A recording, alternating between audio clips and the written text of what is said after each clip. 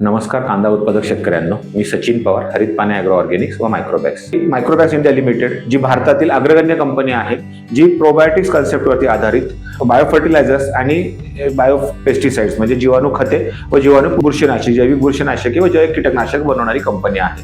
लाल कांदा किंवा उन्हाळ कांद्याची जी लागवड आहे ती लागवड चालू झाली आहे. काही ठिकाणी ती पूर्ण झाली आहे, काही ठिकाणी ती व्हायची आहे किंवा काही ठिकाणी त्याची तयारी चालू आहे. महाराष्ट्रातील कांदा उत्पादन हे एक महत्त्वाचं कॅश पीक आहे, नगदी पीक आहे, जे शेतकऱ्यांना चांगल्या प्रकारे उत्पादन मिळवून देतं.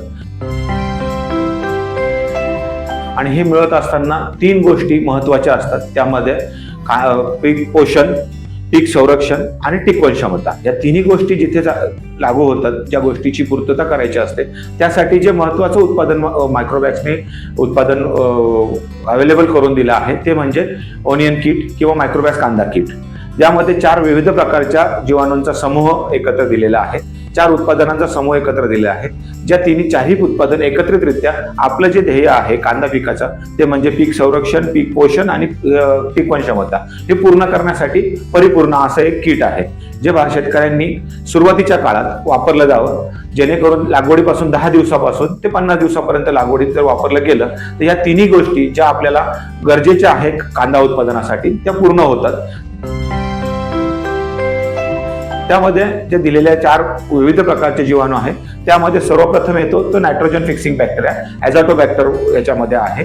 आणि हे हवेतील नत्र जे आहे ते शोषून घेऊन मुळांजवळ एकत्रितरित्या मुळाला हव्या त्या पद्धत रूपामध्ये अवेलेबल करून देतं, अमोनिकल फॉर्ममध्ये अवेलेबल करून देतं. दुसरं उत्पादन याच्यामध्ये आहे विटावॅक्स गोल्ड, जे नत्र स्फुरद पालाश यांचा कॉन्सर्शिया आहे, जो विविध कंपन्यांचा आज मार्केटमध्ये उपलब्ध आहे.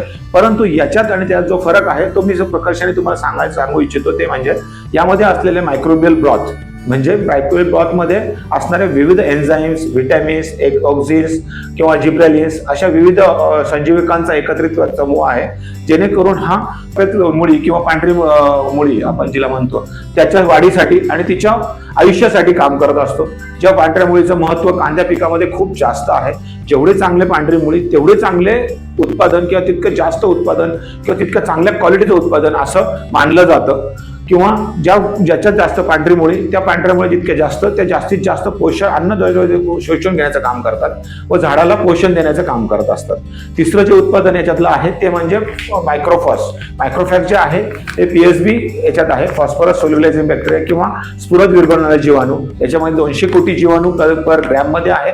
फॉस्फरस हा जो घटक आहे, या घटकाचं महत्त्व तुम्हाला यात माहिती आहे, ते म्हणजे फॉस्फरस जो आहे रोग प्रतिकार शक्ती, अन्नद्रव्य उत्पादन, अन्नद्रव्याची निर्मिती आणि तिसरं म्हणजे रोग प्रतिकार शक्ती.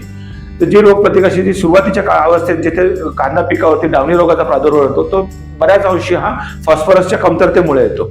जर फॉस्फरसची कमतरता नसेल तर डावणी रोग हा येणार नाही किंवा त्याच्या लवकर नियंत्रण होईल. दुसरी गोष्ट, नत्र आणि स्फुरद या 2 घटकांचा जर समतोल असेल तर कीटकांचा प्रादुर्भाव कमी होईल. जो कांदा पिकामध्ये भरपूर मोठ्या प्रमाणात त्रास देणारी किडी आहेत, रस शोषणाऱ्या किडी आहेत, ज्या म्हणजे थ्रिप्स, माइट्स किंवा ॲफिड्स, गॅसेट्स ह्याच्या आहेत, या सगळ्या किडींवरचा प्रादुर्भाव जो होतो तो नत्राचा अतिरिक्त नत्राचा वापर किंवा जास्तीचा नत्र वापरला गेल्यामुळे होतो, ज्यामुळे शाखीय वाढ जास्त होते आणि नत्र एक्स्ट्रा झाल्यामुळे किडींचा प्रादुर्भाव होतो. पण त्या नत्रासोबत जर फॉस्फरसचं प्रमाण योग्य पद्धतीने दिलं गेलं असेल किंवा नत्र आणि स्फुरद यांचा समतोल साधला गेला असेल तर त्या किडींचा प्रादुर्भाव कमी होतो, जेणेकरून आपल्याला लागणारे स्प्रे किंवा आपल्या रोग येणारे किडी यांचा प्रादुर्भाव कमी होतो. अशा तिसरे आणि याच्यातलं चौथं महत्वाचं घटक म्हणजे ट्रायकोडर्मा विरिडी. ट्रायकोडर्मा विरिडी नावाची बुरशी, जी परजीवी बुरशी आहे, ज्यामध्ये आपल्या मुळांवर येणाऱ्या विविध प्रकारच्या बुरशी रोगांचं नियंत्रण करत असते आणि आपल्या पिकाला संरक्षण देत असते. अशा ह्या 4ही उत्पादनांचा समूह म्हणजे मायक्रोबॅक्स ओनियन किट किंवा मायक्रोबॅक्स कांदा किट, जे आपण एकदा जरूर वापरून बघावं. देण्याची पद्धत कशी आहे, कारण बऱ्याच अंशी आपल्याकडे बघण्यात आलं आहे की कांदा पिकावरती कुठल्या प्रकारचं ड्रीप इरिगेशन किंवा सूक्ष्म सिंचन दिले जात नाही. ड्रीप इरिगेशन नसल्यामुळे या देण्याची पद्धत याची अवघड जाते. जिथे ड्रीप इरिगेशन आहे तिथे हे 4ही उत्पादन एकत्र कालवून ड्रीप मधून सोडून देण्याची सोपी पद्धत सगळीकडे वापरली जाते. परंतु जिथे ड्रीप इरिगेशन नाही आहे तिथे हे 4ही उत्पादन एकत्र करून पाठ पाण्याने किंवा सरीने पाणी देता जे पद्धत आहे त्याच्या दोघं देता येते. ते देण्याची पद्धत म्हणजे 200 लिटर पाणी किंवा 50 लिटर पाण्यामध्ये हे चारही उत्पादने एकत्र घालून घेणे, त्याच्यामधून त्याच्या तळाशी एक साधारण एक नळाची तोटी बसवून ती बाऱ्याच्या तोंडाजवळ किंवा जिथून आपण पाणी द्यायला सुरुवात करतो तिथे जर थोड्या हळू पद्धतीने द्यायला सुरुवात केली तर ती पद्धत पाटाच्या पाण्याबरोबर हे उत्पादन पूर्ण शेतामध्ये पसरते व आपल्याला चांगले असे रिझल्ट देऊ शकते की आपल्याला आपलं जे ध्येय आहे की प्रत्येक शेतामध्ये सगळ्या कोपऱ्यांमध्ये हे उत्पादन पोहोचलं पाहिजे, त्याची ती गरज पूर्ण होते. तिसरी पद्धत याची जी आहे ती म्हणजे पाठीवरच्या पंपाने देऊ शकतात, स्प्रे पंपाने तुम्ही देऊ शकतात.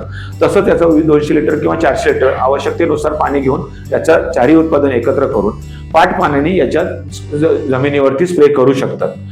स्प्रे करताना एक लक्षात घ्यायचं आहे की हेच जे आपण इतर स्प्रे मारतो तेव्हा पिकावरती स्प्रे मारत असतो, पिकाच्या पानावरती किंवा फळावरती स्प्रे मारत असतो. तसं न करता ही जास्तीत जास्त जमिनीवर जाईल याची काळजी घ्यायची असते. तसंच चौथी पद्धत जी आहे, जेव्हा आपण तणनाशक कांदा पिकात तणनाशक वापरले जातात तर तणनाशकासोबतही हे कीट देता येतं. त्या तणनाशकासोबत ज्या तणनाशकाचं द्रावण तयार केलं जातं त्या द्रावणामध्ये हे कीट चारही उत्पादन एकत्र द्यायचे आहेत आणि जसं आपण कीट तणनाशक स्प्रे करतो याच्यावरती पिकावरती तसं हे स्प्रे करायचं असेल. अशा चारही पद्धतीने आपल्याला हे उत्पादन देता येते. याची देण्याची वेळ जी योग्य वेळ आहे तशी तर याची कुठली योग्य वेळ सांगता येणार नाही, कारण की हे जे याची जी काम करण्याची पद्धत आहे ती म्हणजे आपण दिलेल्या रासायनिक खतांचे अन्नद्रव्यात रूपांतर करून झाडाला अवेलेबल करून देणं किंवा झाडाला उपलब्ध करून देण्यासाठी हे बॅक्टेरिया काम करत असतात. त्यामुळे याला कधीही दिले तरी याचा फायदा होत असतो.